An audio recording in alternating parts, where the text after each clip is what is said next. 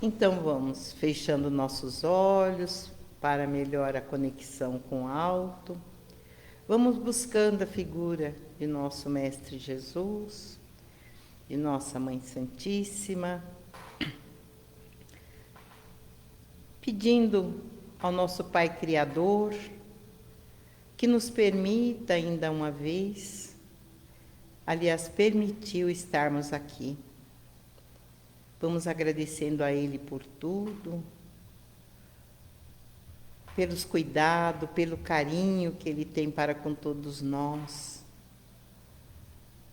Durante a semana inteira, cuidando dos nossos passos, para que nada venha atrapalhar a nossa caminhada. E assim vamos pedindo a Ele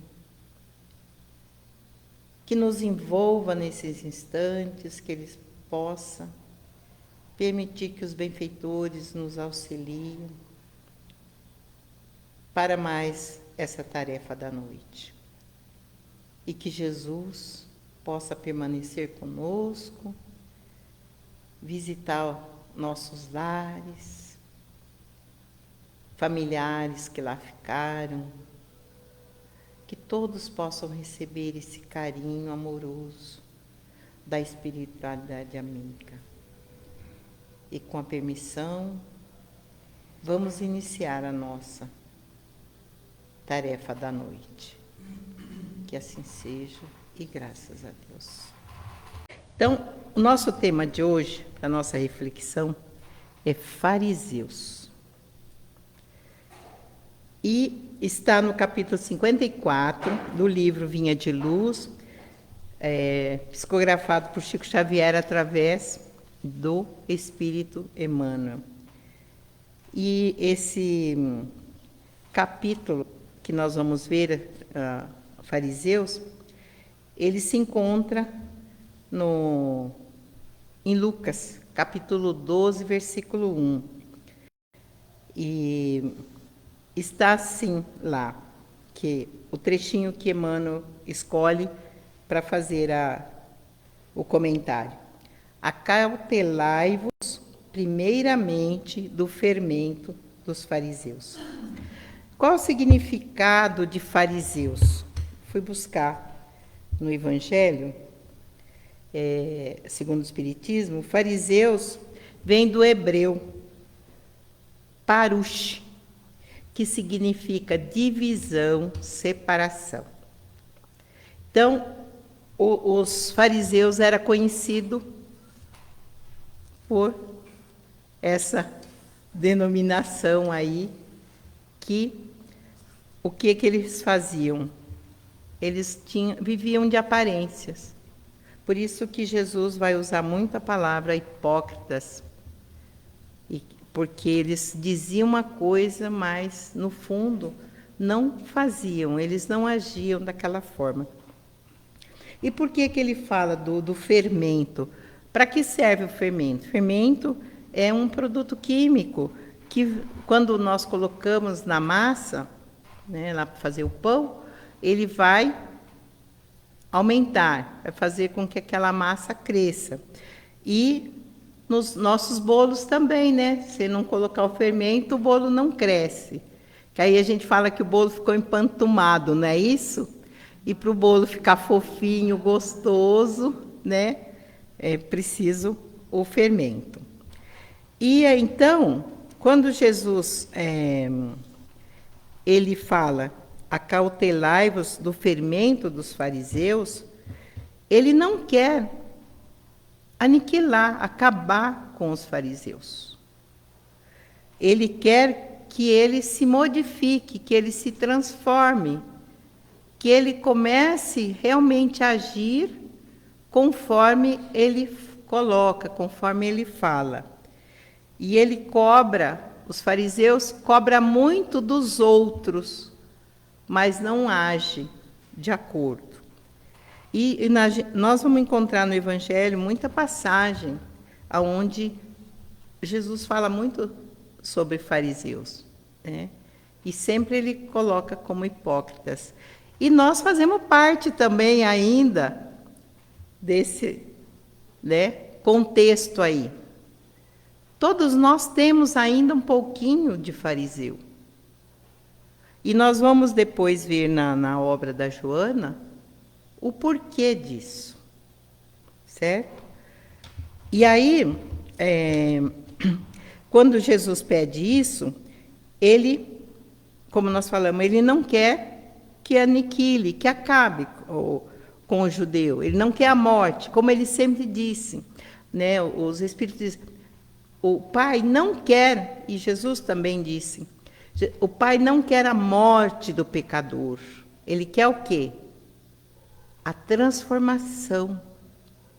Que ele se modifique, que ele se transforme. E por que nós estamos aqui, nesse instante? Justamente aprendendo para que nós possamos fazer essas transformações. Que não é fácil. Aqueles que já estão nesse caminhar de tentar fazer essa transformação, percebe que não é fácil. Tem determinados vícios, hábitos, que vêm de muito, muito tempo lá atrás, de tempos remotos. E é difícil de tirar. E eu costumo dizer que Joana coloca que tem hábitos em nós, ainda que não é correto, que é do nosso tempo do primarismo ainda. E fica difícil de você tirar, porque isso está arraigado em nós. É pouco a pouco. E o que ela fala? Vai tentando eliminar aquilo que é mais fácil. As mazelas, né, as imperfeições, as arestas, mais fácil, certo? E enquanto você cuida das mais fáceis, aquelas que são difíceis, elas também vão diminuindo, vai ficando mais fácil de ser eliminadas, pouco a pouco. Muitas vezes nós não conseguimos fazer isso tudo, muitas vezes não, na maioria das vezes, em uma encarnação só. Por isso que o Pai permite tantas quantas forem necessárias, até nós tornarmos espíritos perfeitos. Ainda não somos. Tem uma música, não sei se vocês todos sabem, do Roberto Carlos, que ele fala que nós, após ele ter o encontro com Chico, que Chico conversa com ele, e ele então fez essa música, onde ele fala assim, que nós ainda somos espíritos imperfeitos. Ele faz uma paradinha na música, depois ele diz assim, ainda. Certo? Então, nós estamos imperfeitos ainda, mas nós vamos nos tornar perfeitos. E o Cristo deu esse exemplo para nós. O que ele dizia para os discípulos? E para todos quando pregava? Vós sois deuses, vós podeis fazer tudo que eu faço e muito mais. Por quê? Ele sabia que nós estávamos na nossa infância espiritual ainda. E à medida que nós evoluímos, nós vamos alcançando essa evolução espiritual, certo? Então, por que ele faz essa comparação com o fariseu? Porque o fariseu, ele é presunçoso. Presunçoso quer dizer o quê? Ele se acha, sabe, o tá se achando que a gente fala? Ele se acha mais inteligente, ele é mais vaidoso, ele se acha melhor que os outros, ele se acha mais bonito, superior. Era o que os fariseus se achavam, né? E sobre si mesmo eles se elogiavam e até a aparência eles achavam que eles eram mais bonitos, né? Ele é dogmático. O que é o dogmático? É os dogmas da igreja, são rituais que usam, muitos ainda usam, né? A roupa precisa ser com aquela roupa, ou então não pode usar tal coisa, não pode usar aquilo e outro. E Jesus veio, o que ele veio fazer? Tirar tudo isso. Jesus não teve nenhum símbolo, não usou. Inclusive, os discípulos, Disseram para ele que se eles não era bom, se eles usassem, não sei se vocês já viram isso no Evangelho, botam alguma coisa que pudesse identificar eles como seguidores do Cristo. E Jesus responde para eles: os meus discípulos serão reconhecidos por muitos se amarem. Então não era necessário nenhum, né, que como fala lá na parte, a libré do Senhor, não precisa isso para identificar. É o amor, é a maneira que nós vamos agir que é o importante, certo? O exclusivo, para eles tinha que ser os melhores lugares, os primeiros lugares tinham que ser deles. E sentiam-se privilegiados da divindade. Então, só eles recebiam as forças divinas para o auxílio. E aí, existe também uma passagem no Evangelho que fala sobre os saduceus, que eram os saduceus, eles eram de uma seita judaica, né, judia lá, né, que existia desde 248 a.C. Então já existia isso. E ali, nesse encontro, nessa passagem, os fariseus ficaram sabendo que Jesus tinha tapado a boca dos saduceus. Ele deve ter respondido alguma coisa onde, né, explicou a situação lá dos saduceus.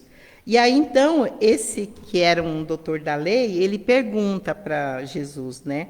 E para tentar, sempre, quando eles faziam as perguntas, era para tentar Jesus. Aí ele fala assim, mestre, qual o grande mandamento da lei? E Jesus responde, amarás o Senhor teu Deus de todo o teu coração, de todo o seu espírito, de todo o seu sentimento, né? E de toda a sua alma, ali no caso, o espírito. Como naquele tempo não conhecia o espírito, então ele disse a alma, né? E esse era o primeiro mandamento. O segundo, amarás a teu próximo como a ti mesmo, certo? Então, quando ele disse, amarás o teu próximo como a ti mesmo, ele diz que toda a lei e todos os profetas se resumia nesses dois mandamentos. Amará a Deus sobre todas as coisas e ao próximo como a ti mesmo. Quem fizesse isso estava agindo dentro da lei. Porque Jesus veio fazer o quê? Pregar o amor.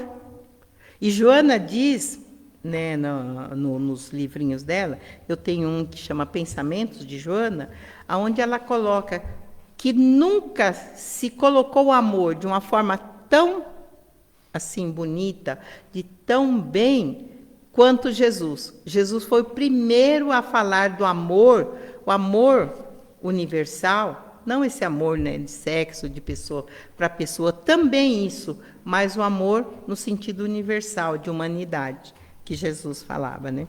Então, ele fala que Jesus coloca, e esse acontecimento que Jesus coloca está em Mateus, capítulo 22, versículo 34 a 40. E Jesus fala também da caridade e humildade. Ele diz que isso é a senda, é o caminho para a salvação. Ter caridade e humildade. E o egoísmo e o orgulho é o da perdição, é o caminho da perdição. Então, Jesus vem trazer para nós, e é interessante que nós tivemos uma palestra aqui onde como que é o nome dele? Foi semana passada, o Hélio, né? O Hélio, que ele falou de uma história que está no Irmão X, né? Do Pontos e Contos, né? Que é Tarefa Recusada, aonde o benfeitor lá diz que os trabalhadores eram humildes, né? E aí ele responde que de humildade estava longe, era mais acomodado, eles não queriam assumir tarefas, eles não queriam ter um compromisso, que não é o sentido da humildade. Humildade é quando você... E também não é a pobreza. Geralmente a pessoa, quando é pobre, muitos falam assim, a pessoa é humilde. Às vezes ela não tem as coisas materiais, mas nós muitas vezes somos um poço de orgulho. Então, de humildade, pode ser pobre, não quer dizer que ele é humilde. Ele pode ser muito rico e ser uma criatura já humilde. Aquele que não ostenta, aquele que ajuda todo mundo, que não faz diferença, muitas vezes ele é rico, mas ele já é um espírito humilde. Tem essa diferença, né? Então, aí esses são os princípios que, dentro desse contexto que a gente vai ver, sobre os fariseus. E ele coloca assim, que quem não ama o próximo, não ama a Deus. Mas quem não ama o próximo, né? Quem não ama ainda o próximo, não consegue amar a Deus. E quem ama a Deus, se não consegue amar o próximo, então também não ama ainda. Certo? E não consegue amar a si mesmo. E Joana coloca que quem não se ama, não ama a ninguém. E é verdade. Porque se eu não me gosto, não me aceito do jeito que eu estou, porque não é do jeito que eu sou, eu estou assim. Hoje eu estou Agripina, amanhã pode estar Maria, João, já deve ter sido lá, sei lá. Né? Todos nós, quando nós nos aceitamos do jeito que estamos e trabalhamos para essa transformação, nós estamos no caminho, certo? Aí nós vamos evoluir. E Joana coloca justamente, ela traz a psicologia transpessoal para que a gente tenha os argumentos, elementos para fazer essa transformação. E aí nós vamos passar para o livrinho da Joana, esse aqui, que aí nós vamos entrar numa parte da psicologia. Esse livro, Jesus e o Evangelho, à luz da psicologia profunda, é um livro que Joana comenta, ela tira de alguns itens do Evangelho segundo o Espiritismo. A maioria ela pegou um item só, de cada capítulo. Agora, tem alguns capítulos que ela pegou 2, não mais que 2. Então, tem alguns que ela pegou 2 itens daqueles capítulos. Esse que nós vamos ver hoje é do capítulo 10, do item 10, né? Capítulo 10 do Evangelho segundo o Espiritismo, que aqui nesse livro é o capítulo 12, que se chama Julgamentos. Só que aqui Jesus fala de outro tipo, que ele chama também de hipócritas, né? Hipócritas, tirai primeiro a trave do vosso olho, e depois, então, vede como podereis tirar o argueiro do olho do vosso irmão. Está em Mateus, capítulo 7, versículo 5. E aí, Joana, eu vou ler, porque eu não sou psicóloga, eu tenho dificuldade para falar ainda, mas eu já consigo compreender muitos ensinamentos da Joana, porque eu comecei a ler muito cedo os livros dela. Mesmo antes da psicologia transpessoal, eu lia com dicionário do lado, que o pessoal não gosta de ler porque diz que é difícil, que tem palavras difíceis. Tem sim, mas enriquece o nosso vocabulário quando nós começamos a ler as leituras dela. E conforme você vai lendo, você vai compreendendo melhor. Tem coisa ainda que eu tenho dificuldade, eu ainda não compreendo. Eu leio 3 vezes, se eu não conseguir assimilar, eu passo adiante, né? Como o Divaldo fala, é porque eu ainda não aprendi. A hora que eu aprender, aí eu vou entender. Então, ela começa assim. Toda vez que o indivíduo descredenciado legalmente procede a um julgamento caracterizado pela impiedade, pela precipitação, realiza de forma inconsciente, aí que entra a psicologia, ó, a projeção da sombra que nele jaz. Então, existe essa sombra em nós, esse defeito que eu vejo no outro, existe em mim. Então, eu tento, né? Ela coloca, esforçando-se do conflito e da imperfeição que lhe são inerentes, quer dizer, em mim, submetido como se encontra a sua crueza escravizadora e tentativa de libertar-se. Então, esse conflito causa uma dor a mim, causa um incômodo para mim, mas eu não consigo ainda desvencilhar. Aí eu vejo no outro, eu me espelho no outro e tento falar, julgar o outro. E é isso que os fariseus faziam. Então, ela chama a atenção disso. Ela continua assim, a delicada questão do julgamento é dos mais complexos desafios que enfrenta a psicologia profunda, em razão dos inúmeros fatos que se encontram subjacentes no ato.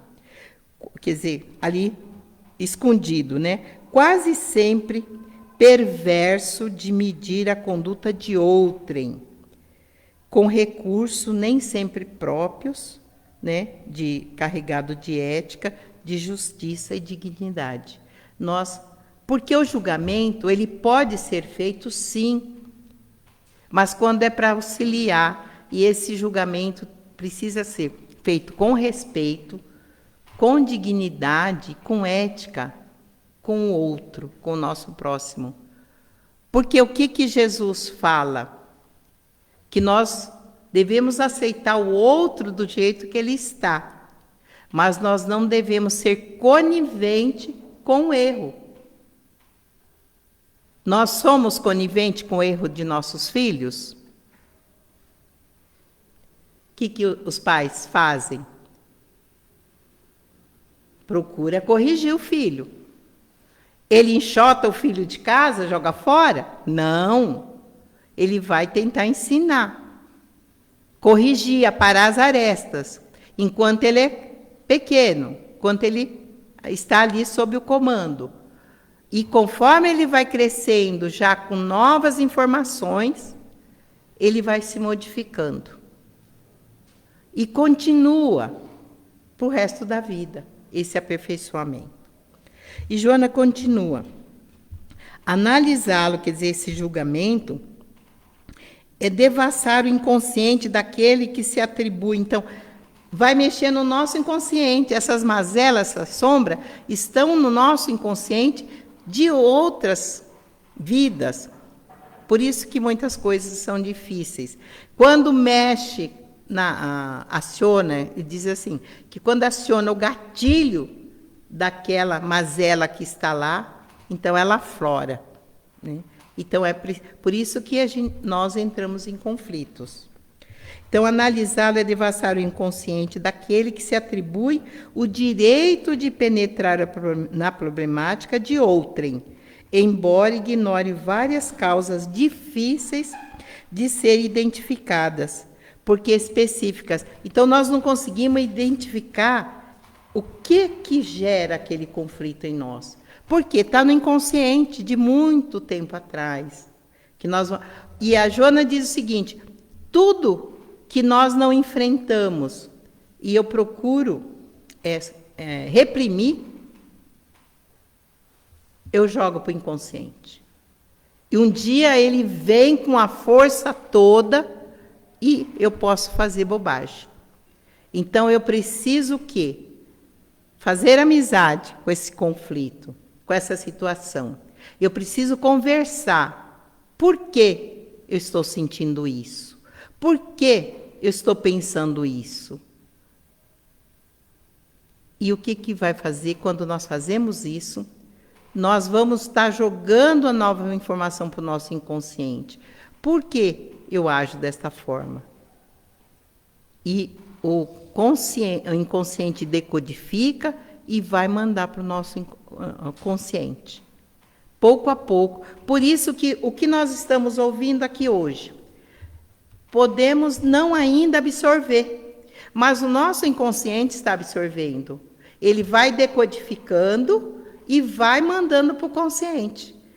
E é aí que nós começamos a nos libertar daquilo que estava lá no inconsciente.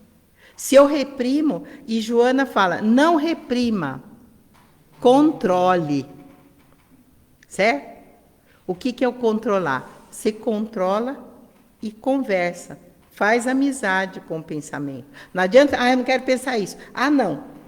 Não faço isso. Ele volta. Daqui a pouquinho ele volta. E volta com mais força. Então, devemos conversar. A hora que você conversa, você já se acalma. Isso eu já fiz essa experiência, viu? É muito nítido isso. É bem, bem legal. Então, ela diz, mantendo um comportamento, por sua vez, mais danoso, mais credor de correção e censura, quer dizer, que aquele que tenta censurar, né, do que aquele do próximo que ele está ali a fazer, que eu quero punir. Né? Aí, ela coloca outra coisa aqui, que a gente estava até conversando antes.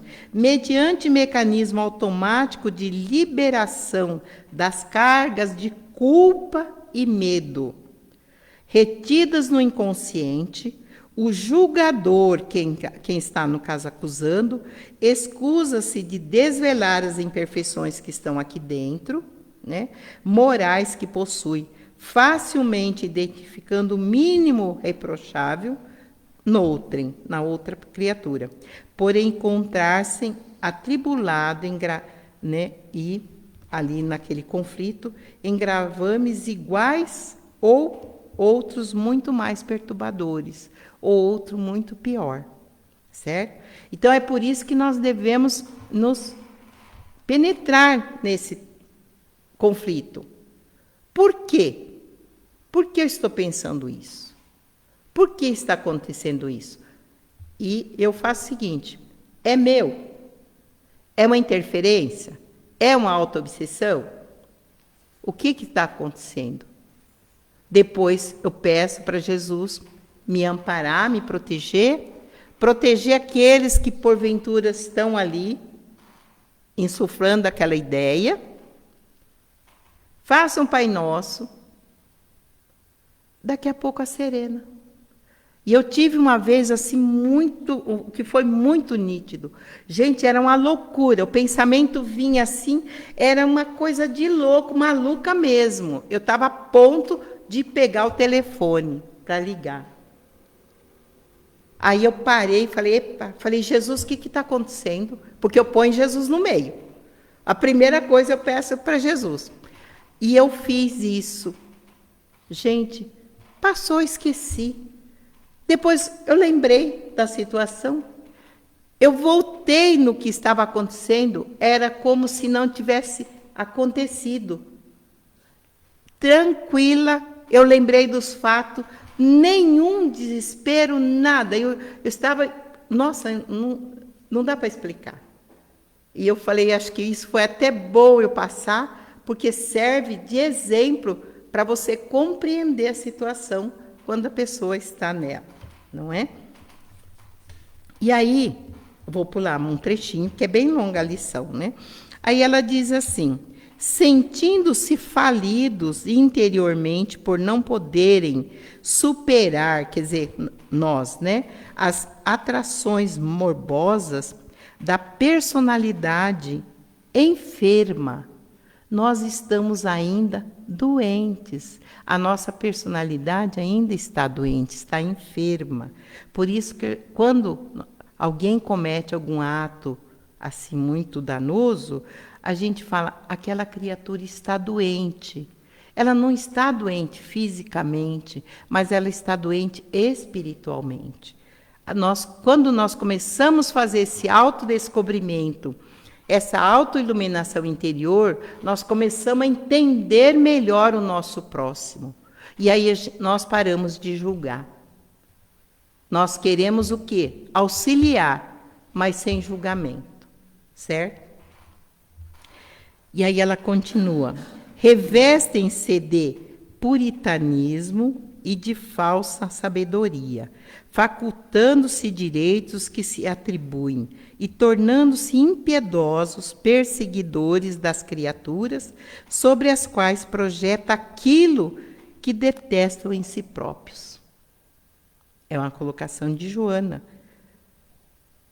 E aí, no decorrer aqui, nós vamos entender por que Jesus procedia daquela forma amorosa com todos. Aí, diz assim, os fariseus celebralizaram-se por essa capacidade sórdida, buscando equipar-se de conhecimentos da Torá. Então, você vê que a Torá já veio de muito tempo, né? E nos demais livros sagrados. Eles se achavam que eles eram, só eles cabia a verdade ali, nessa colocação.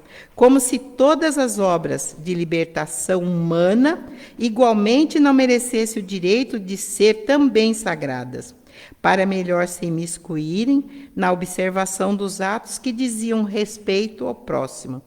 Formalistas e ríspidos, agiam assim os fariseus, não obstante interiormente como um sepulcro, todo podridão, conforme acentuou Jesus em ocasião própria. Lembra que tem uma passagem também que está em São Mateus, capítulo 23, versículo 27, onde ele fala que por fora, né, que nós acostumamos dizer em brincadeiras, né, por fora, bela viola e por dentro, pão bolorento, não é? A gente, criança, falava muito isso, que é mais ou menos homo sepulcros. Por fora, caiadinho, bonito, né? Mas por dentro, o que existe? Né? Então, Jesus, ele usava essas metáforas, e era o que o povo conhecia, porque nós, naquela época de Jesus, éramos ainda muito atrasados espiritualmente, muito ignorantes. Certo? Por isso que ele falava assim, e ficou os ensinamentos dele até hoje, há mais de 2000 anos, nós aqui falando, né? Aí ela continua assim, ainda permanece essa conduta soez em todos os segmentos da sociedade, particularmente nos agrupamentos, aí mexe conosco, viu, gente? Nos grupamentos religiosos, nos quais aqueles que se sentem incapazes de crescer por acomodação mental ou incapacidade moral, tornam-se agudos vigias dos irmãos que os ultrapassam e não merecem perdão, por estarem libertando-se da sombra, quer dizer, as pessoas estão fazendo isso, que eles ainda sequer, quer dizer, que aqueles que criticam nós, quando criticamos, nós ainda não conseguimos fazer. Aí ela diz assim, Jesus jamais os temeu. Então, Jesus não tinha medo. Quando ele era confrontado, ele respondia sempre, muitas vezes, ele era enérgico, severo, quando ele respondia, dependendo, mas ele nunca foi cruel, certo? Ele nunca usou de crueldade. E ele nunca julgou ninguém. Então, ele diz aqui, a Joana, justa, portanto, a sua ira, quer dizer, as pessoas ficavam iradas, né? E Jesus muitas vezes ficava zangado com aquelas apresentações, mas ele não perdia a linha. Que se apresentava com um caráter de corajosa decisão para não permitir a ingerência de tão perniciosos fiscais que se atribuíam direito e o dever de perturbar o ministério que Jesus veio inaugurar. Então, ele falando daqueles que tentavam, né, forçar ele para ver se ele perdia a linha, mas ele continuava ali íntegro, mas ele nunca fugiu. Aí, ele vem aqui, ó. Essa coragem que não silenciava em nome da falsa humildade, que a esconde covardia ou omissão. Humildade, muitas vezes... Aí eu lembrei do Hélio, quando ele falou, né?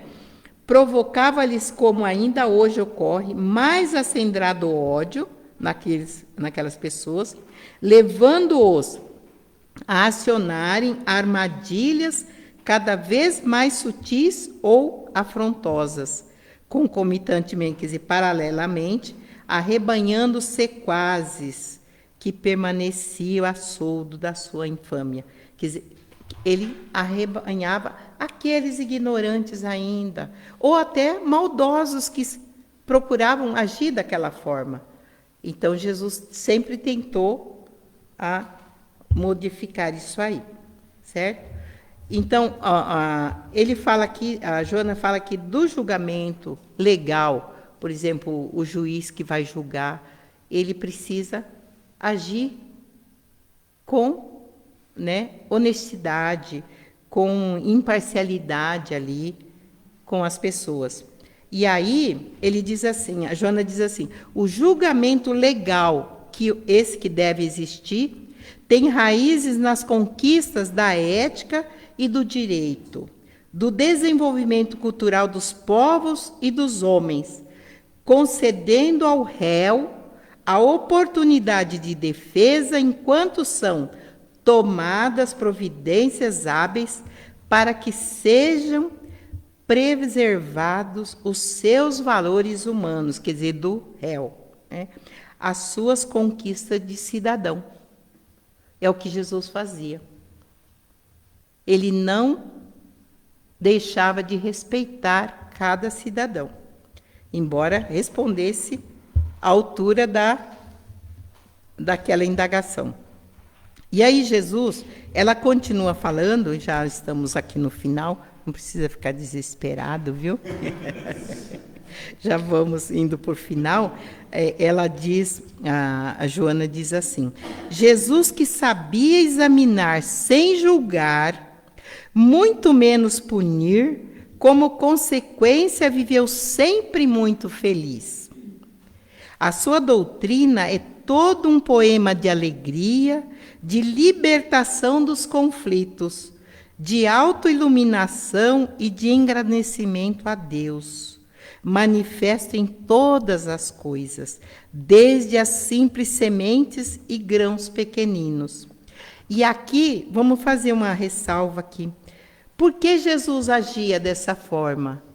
Porque Jesus já tinha a psicologia profunda.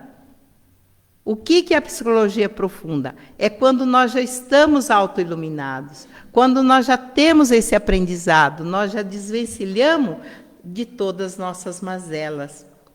E aí eu começo a perceber Deus, perceber a grandeza de Deus e as coisas pequeninas.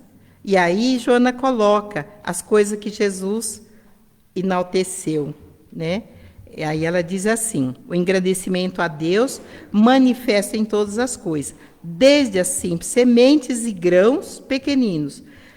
Ele fala do grão de mostarda, que era a semente mais pequenina. As aves do céu, que não planta, que não colhe, que não ceifa, aquela coisa toda, e que o Pai não deixa faltar o alimento. Depois ele diz, da rede de pescar, né? Que pediu para Pedro que fosse lançar a rede, pescar aquelas almas, certo? Ele fala tudo no sentido figurado. Aos lírios do campo, que ele compara com que nem Salomão teve uma veste tão linda quanto o lírio, que nasce ali no pântano muitas vezes, né? O azeite, a importância do azeite, que precisa para iluminar, não é? Depois a lâmpada. Se você acender uma lâmpada, um velador, não coloque debaixo debaixo da cama, do armário, coloque em cima, para que todos que estão ali se iluminem, certo? Aí coloca, ele enaltece também, Jesus enaltece a mãe natureza e ao excelso Pai, chamando o meu Pai, o nosso paizinho, o nosso Pai, né? Jesus chama ele, e que nós nunca vimos, mas Jesus falava dele com muito carinho, né?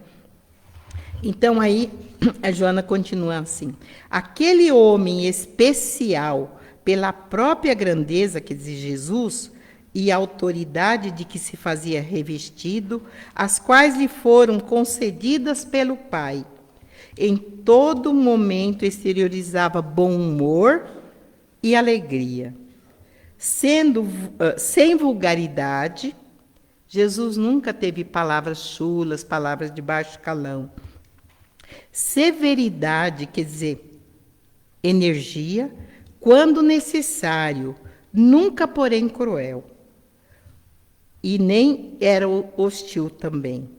Fazia-se generoso incessantemente, jamais covarde, amigo em comum de todos, não conivente com as suas defecções, quer dizer, não conivente com os erros, com as mazelas, sempre procurando dizer o contrário, ensinando. Então, Jesus usou de energia, sim, mas nós devemos usar de energia com nossos filhos, mas nunca com crueldade, para judiar, para machucar. Mas devemos ser enérgicos quando necessário, certo? E aqui a gente encerra. Aí eu vou colocar, só vou dizer aqui os livros que eu consultei, os que eu tinha em casa, né? Foi Lázaro Redivivo, do capítulo 18, Espírito Farisaico, que é o nome da lição, que é do irmão X, pelo Chico. Livro dos Espíritos, que está na conclusão do item 9. O Evangelho segundo o Espiritismo, da introdução, e o capítulo 15, que é Fora da Caridade, não a Salvação. Parábolas e ensino de Jesus, da Caibar Schutel, né, que fala essa parábola do fermento, certo? E esse da Joana, que é a luz da psicologia. Gente, quem não tem, pegue esse livro, leia. Ele é fantástico. Porque aqui Joana descreve Jesus como homem ele era, quando ele estava encarnado aqui na Terra. E como ele procedia, como ele agia. Por que ele fazia tudo isso? Porque ele havia já feito a sua evolução espiritual em outros planetas, chegando ao Cristo, que já era um espírito perfeito, e ele disse que, quando chamaram ele de bom, ele disse que bom ele não era, né? Só o Pai o era. Mas ele já era um espírito perfeito. E ele compreendia as nossas mazelas naquele tempo. Por quê? Porque ele fez a evolução. Ele passou todos os processos que nós estamos passando. Inclusive, ele fala em uma das colocações lá, quando ele esteve entre nós, quando vocês estavam sendo formados, criados, eu já era. Porque ele vem de outros planos já. Certo? E ele conhecendo, porque ele fez passo a passo, ele não foi criado santo, porque muitos acham que ele foi criado perfeito. Não. Ele fez toda a caminhada que nós estamos fazendo. Todo, igualzinho. Criado simples e ignorante, como nós fomos criados. Se ele chegou, ele sabe que nós também chegaremos. Por isso que ele disse: vós sois deuses, vós poder fazer tudo que eu faço e muito mais. Que ele nos abençoe. Vamos então, nesses instantes, buscando a figura do nosso mestre, em vestes esvoaçantes, e vindo ao nosso encontro de braços abertos, com um sorriso, dizendo a nós: venha. E nós nos abraçamos, sentindo abraçado por Ele. Vamos colocar para Ele as nossas dificuldades, rogando a Ele que nos dê coragem, que nos dê força para continuar na caminhada, Não vamos pedir para que tire a cruz de nosso ombro, mas que possamos carregá-lo, o nosso fardo, até o final da nossa jornada, porque Ele nos aguarda, aqueles que perseverarem até o fim. Ele está no fim da caminhada, aguardando-nos para nos receber. Vamos pedir a Ele que Ele possa visitar, levando as nossas energias até os hospitais, até as cadeias, na Fundação Casa, onde encontra nossos jovens que infringiram a lei de Deus e a lei dos homens e se encontram punidos da liberdade. Vamos pedir a Jesus que envolva todas nossas crianças nos abrigos, aqueles que aguardam a adoção, nossos velhinhos, aqueles que se encontram nas casas de repouso, nos asilos, mesmo em suas casas, muitas vezes abandonados. Que Jesus permita aos bons espíritos e Ele visitar todos esses nossos irmãos, levando conforto, carinho, a alegria. Vamos pedir a Jesus que Ele possa envolver a nossa creche sempre muito carinho. Continue abençoando a todos os trabalhadores, a todos os voluntários, a todos aqueles empresas, enfim, que auxilia para que o trabalho não cesse, para que o trabalho continue. Vamos pedir a Ele que envolva também o nosso Bezerra, nosso centro espírita, e que Ele continue nos dando força e coragem para prosseguir, levando os ensinamentos, esclarecimentos para a nossa libertação e a nossa autoiluminação. Vamos pedir a Jesus ainda nesse instante que Ele possa visitar o lar de cada um de nós, de todos os nossos irmãos, levando ali o amparo, a harmonia, a alegria, a paz, higienizando todos os cantinhos, tornando o ar acolhedor e sereno. E agora, nesse instante, vamos retornando e vamos pedir por nós mesmos que nesses instantes possamos receber esse carinho dos benfeitores, que com certeza já recebemos o passe e todas as nossas dificuldades já foram anotadas. Vamos pedir a Ele que nos despeça na Tua paz, que acompanhe-nos até os nossos lares, até o nosso destino, na Sua paz, no Seu amparo. E vamos pedir licença para que possamos encerrar o nosso encontro da noite, dizendo: Pai amoroso, Mãe Santíssima e Jesus nosso Mestre, benfeitores amigos que aqui estiveram, nossa gratidão eterna. Muito obrigada. Que assim seja, e graças a Deus.